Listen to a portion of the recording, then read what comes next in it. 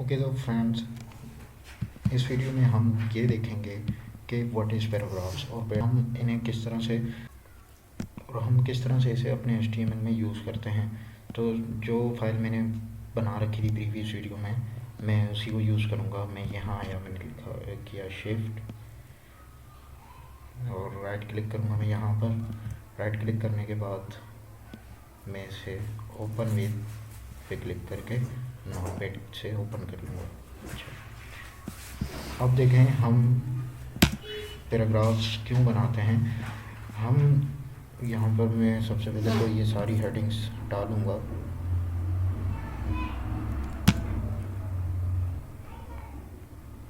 ठीक है, और इसके बाद मैं कोई एक हेडिंग दे देता हूँ और यहाँ पर मैं लिख देता हूँ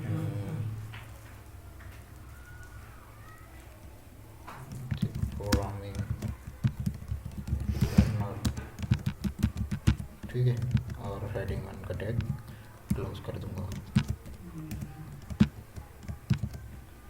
अब मैं एक पैराग्राफ का टैग देता हूँ। पैराग्राफ का टैग ओपन किया और इसके अंदर मैं अपना कोई भी कंटेंट जो है मेरा वो दूंगा। पहले इसे क्लोज कर लेता हूँ। मैं पैराग्राफ का टैग क्लोज किया, मैं इसके अंदर आया और यहाँ पर मैं अपना कंटेंट दूंगा, हेलो।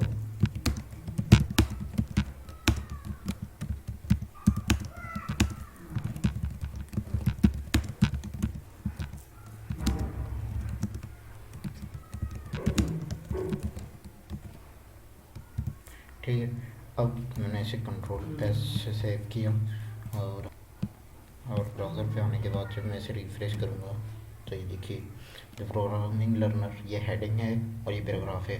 ठीक है, फ़र्क ये है कि इसका फ़ॉन्ट साइज़ बड़ा है और ये इसका फ़ॉन्ट साइज़ छोटा है। ठीक, और हम जितने चाहें पैराग्राफ्स बना सकते हैं। ठीक है, अपनी मर्ज़ी के। मैं कुछ भी रैंडमली लेता हूँ।